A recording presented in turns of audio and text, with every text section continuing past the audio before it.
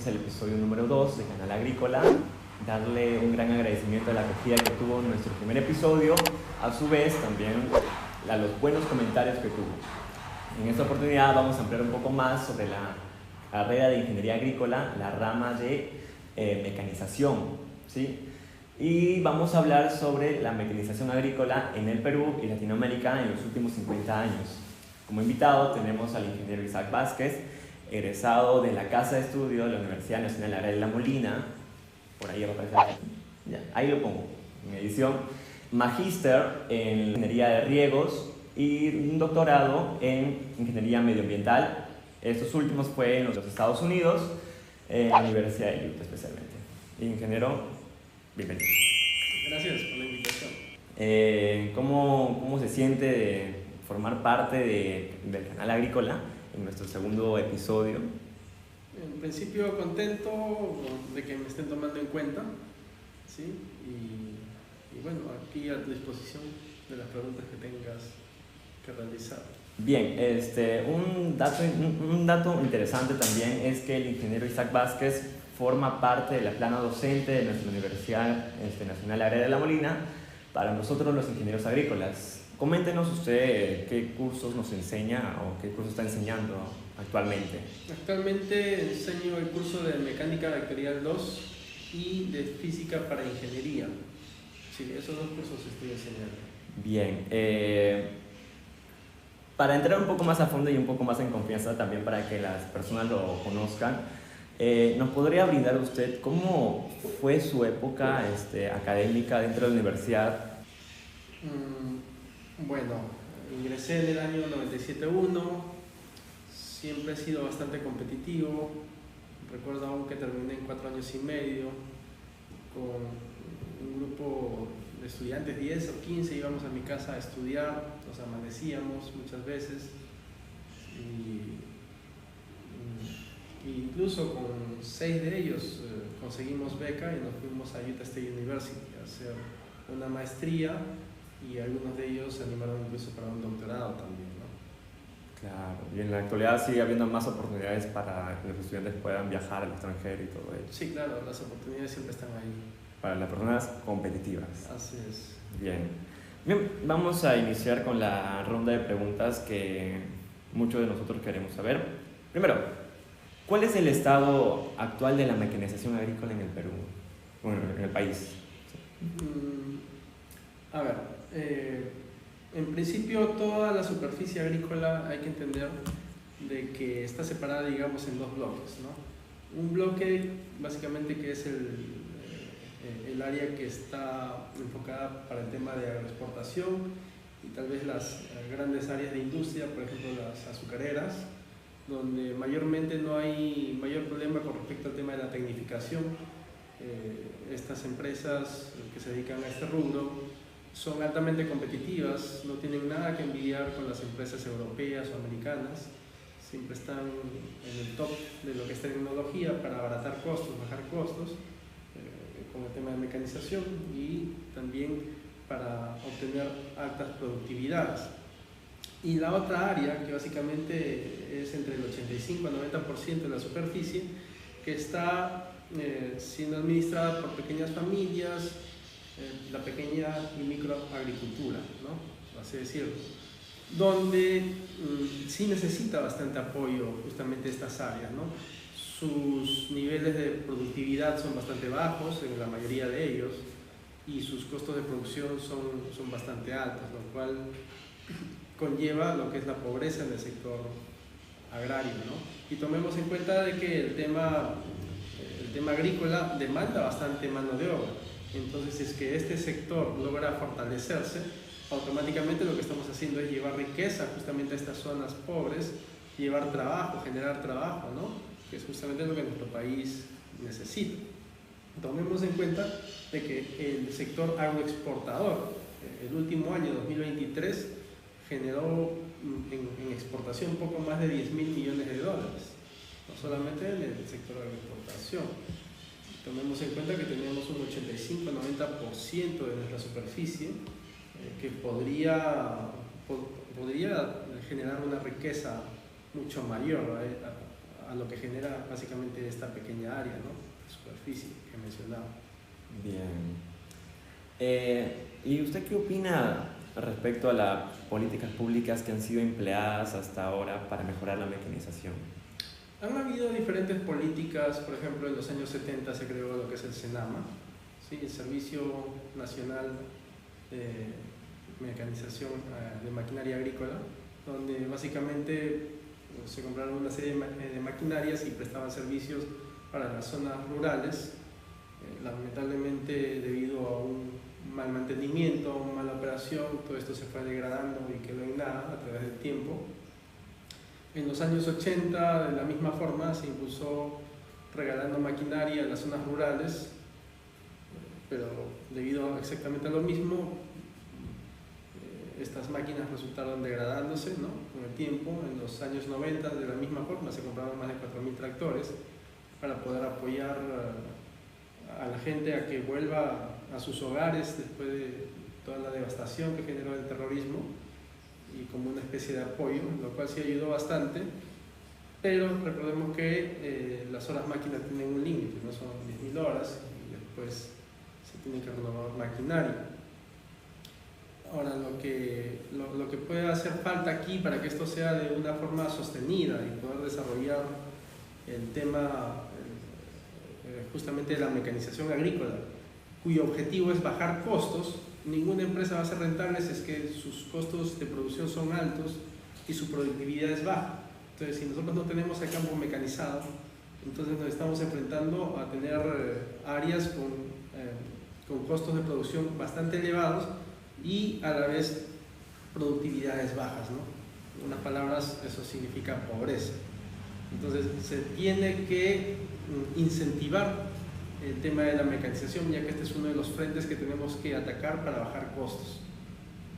Claro. Sí.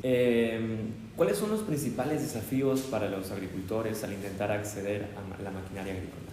Uno de los principales desafíos son los costos, ¿no? Por ejemplo, solo para dar un ejemplo, hay diferentes países en el mundo que producen maquinarias, China, India y muchos otros países. Y el año pasado intenté ver costos de un tractor, ¿no? En la India estaba alrededor de $12.000, un poquito más de $12.000. Y ese mismo tractor, esa misma marca, todo ese mismo tractor ya puesto aquí en Perú, si lo quería comprar en tienda, si no me equivoco, estaba alrededor de los $25.000, poco más del doble.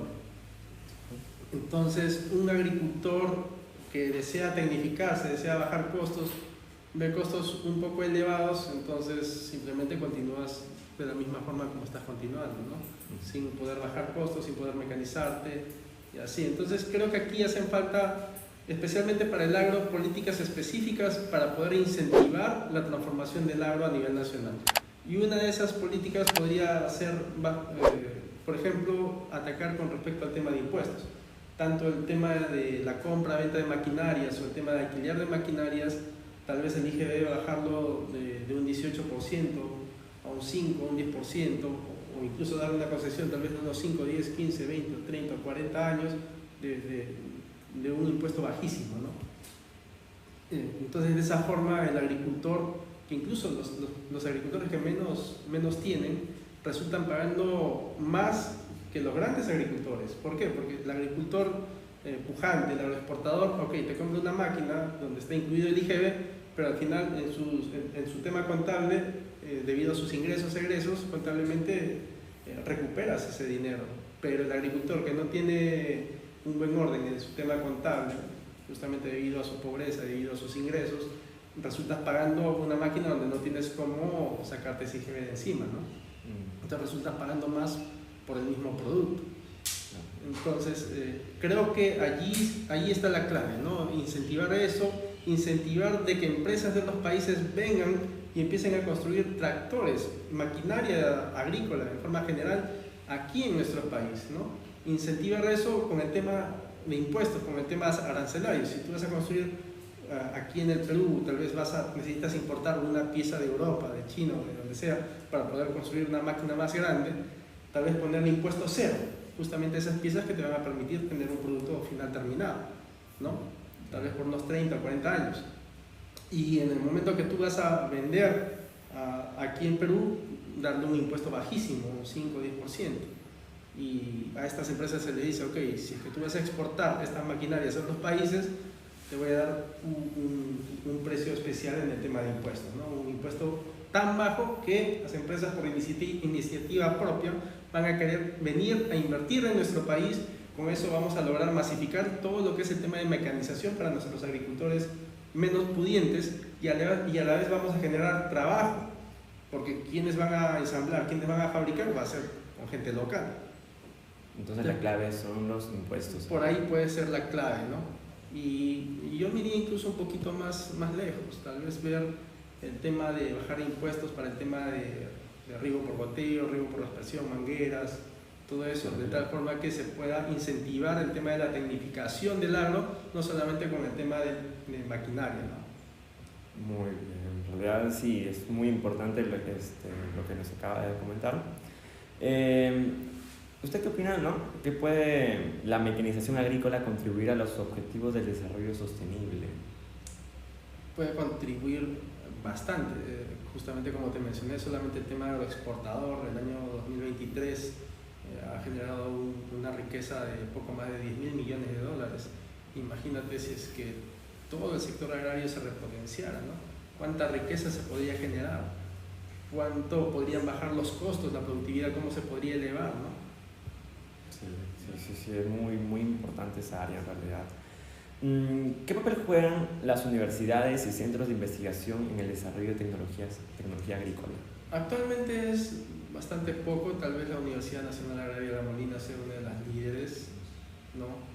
Pero creo que eso debería de repotenciarse, ¿no? Tal vez podría ir de la mano con el tema de los incentivos.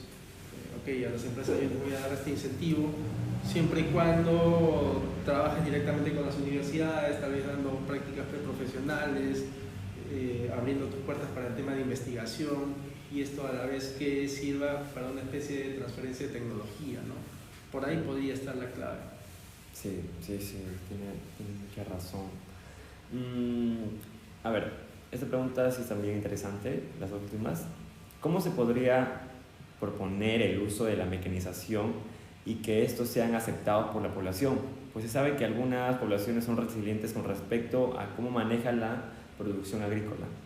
Todo viene a mi punto de vista, por el costo, ¿no? O sea, las familias no son locas de no querer invertir sabiendo que les va a hacer bien, pero si es que tenemos familias de subsistencia donde prácticamente lo que cosechan les alcanzan las justas para poder reinvertir y a la vez para llevarse algo de pan a la boca, entonces ¿cómo van a tener dinero para poder comprar un tractor, un arado, una yunta, ¿no? Entonces yo creo que todo va por ahí. Entonces si es que nosotros incentivamos de que las empresas sean más rentables alquilando una maquinaria, vendiendo una maquinaria, entonces el mercado se va a mover solito, sin la intervención mayor del Estado, pero tenemos que dar esa promoción, ese incentivo para que las empresas se puedan mover y llegar justamente a esas zonas que hace falta la transferencia de tecnología, ¿no? Bien. Y, a ver, ¿qué medidas se deberían tomar para que la gente trabaje en el campo, ¿no? Como se sabe, la mayor parte de descendientes de los que antes fueron campesinos, pues ya no realizan estos labores debido a que migran a la ciudad en busca de mejores oportunidades, porque el trabajo del agricultor no es bien remunerado. Esto es algo relativo. La gente, ¿por qué migra? En principio esto es un fenómeno mundial, ¿no? Tal vez está un poco más profundizado acá en Perú, pero la gente migra porque ve pobreza. O sea, no migra porque es loca. La gente migra porque ve que no tiene desarrollo, no tiene futuro. Entonces, si uno ve que no tiene desarrollo, no tiene futuro, lógicamente tiene que emigrar. Incluso está dicho, o es ampliamente dicho, no necesariamente cierto, de que la pequeña agricultura no tiene futuro porque no puedes bajar costos con grandes maquinarias y así se dice, ¿no? Cosa que creo que no necesariamente es cierto. Hay nuevas tecnologías donde en una hectárea, por ejemplo, un pequeño agricultor, un agricultor chiquito, donde aparentemente no tiene futuro, no tiene salida, ¿no? Con una tecnología como por ejemplo con con casamalla, ¿no? Digamos casamalla que la puedes hacer ya sea con fierro si lo quieres hacer para ser bien moderno, con tu malla antiáfida, o incluso algo más rudimentar con palos y con tu malla antiáfida, ¿no? Pues, y lógicamente con semilla de calidad, con un buen riego y todo lo demás, puedes mejorar tu productividad. Ponte, si tú siembras pimentón en un campo abierto, puedes llegar a tener una excelente productividad con unas 60 toneladas por hectárea. Podría llegar fácilmente a 100, 120, 140 o más de 150 toneladas por hectárea. Y aplicando menos pesticida, ¿no? Bajando tus costos de cosecha, porque en un mismo metro lineal vas a poder cosechar una mayor cantidad de productos en el momento de cosecha, a que si es que tienes una menor producción. En otras palabras, bajas tus costos, mejoras tu productividad, generas riqueza, ¿no? Entonces, con eso, si la gente ve realmente progreso, ve ingresos reales en su bolsillo, ve mejoras en la calidad de vida, entonces no va a migrar. Todo viene por ahí, ¿no? Y hay otros ejemplos, como por ejemplo las empresas que siembran arándano en el norte llegaron a pagar en su momento hasta 3.500 o 4.000 soles en un mes a un jornal, ¿no? Cuando el salario mínimo ya sabemos cuánto es mucho menos. Y eso las empresas no lo hacen porque son buena gente, ¿no? Eso lo hacen por el tema de la oferta y la demanda, porque hay otras empresas que quieren a esa poca gente que hay en la zona justamente para el tema de cosecha de arándano, y debido a que el producto realmente lo vale, empiezan a pelearse y los salarios suben de una forma natural y saludable, ¿no? No por tema de decreto del gobierno, lo cual es bastante dañino, ¿no? Bien, realmente fue una charla muy interesante. Doctor Vázquez, ¿nos podría brindar unas palabras para dar finalizado esta charla? En principio, gracias por la invitación. Personalmente, como peruano, creo que la agricultura sí tiene bastante futuro, y solamente es cuestión que el gobierno que le toque dar las directivas sepa cómo hacerlas, dónde hacerlas, ¿no? Recordemos que a mayor desempleo la delincuencia incrementa, ¿no? Todo el tema de sicariato, extorsión, todo incrementa, todo está de la mano con el tema de la economía, ¿no? Entonces el campo es una buena salida, una buena válvula de escape para generar riqueza, para generar trabajo, ¿no? Matar lo que es el desempleo. Y bueno, gracias. Gracias.